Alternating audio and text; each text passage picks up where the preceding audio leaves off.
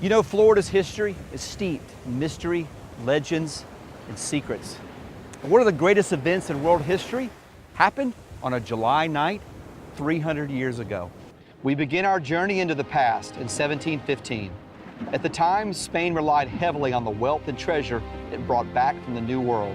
Known as the Treasure Fleet from 1566 to 1790, Spanish galleons would cross the Atlantic twice a year.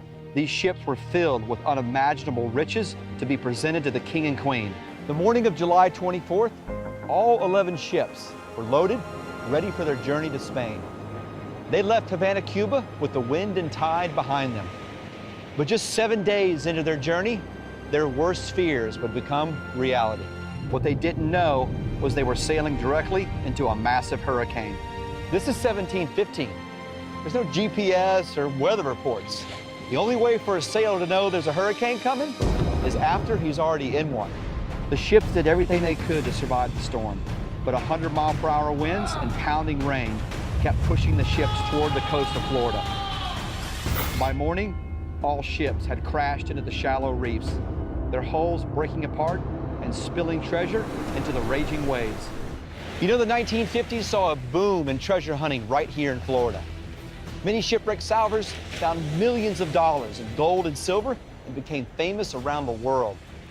It's these legendary men and women that are the reason we call this part of Florida the Treasure Coast. One of these legendary salvors and 1715 historian is John Brandon, who was part of Mel Fisher's expedition that found the Atocha in the Florida Keys in the 1980s, where an estimated $450 million in Spanish treasure was recovered. Hang on, I want to show you something. I got a silver bar from the Spanish galleon Atocha. What? How about that? Oh my gosh.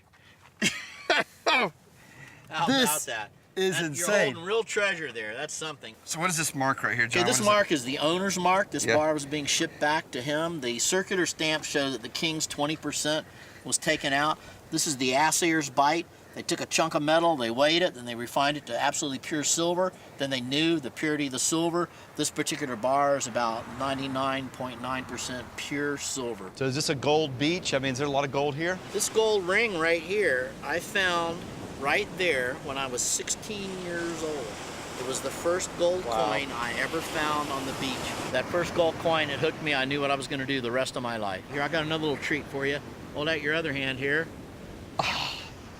Now, what is this, John? Now, this is a gold bar from the 1715 fleet. Okay, now I'm ready to find my own piece of Spanish treasure. Gary, I'm here to find Spanish treasure. I'm looking for low spots on the lower beach, next to the water.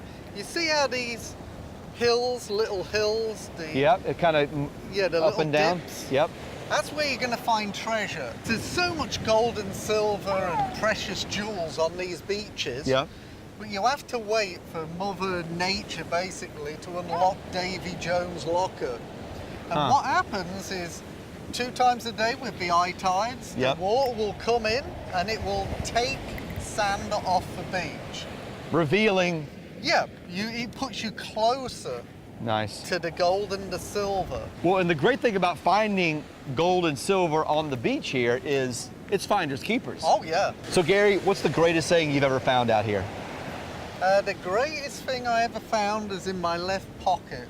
What? It just so happens it's been 10 years since this ring has seen the beach. You have it with you? Yep, I brought my Spanish treasure ring. Oh my goodness. That's 22.5 carat Inca gold with 9 flawless Colombian emeralds. Inca gold. Look at the colors. I mean, that is...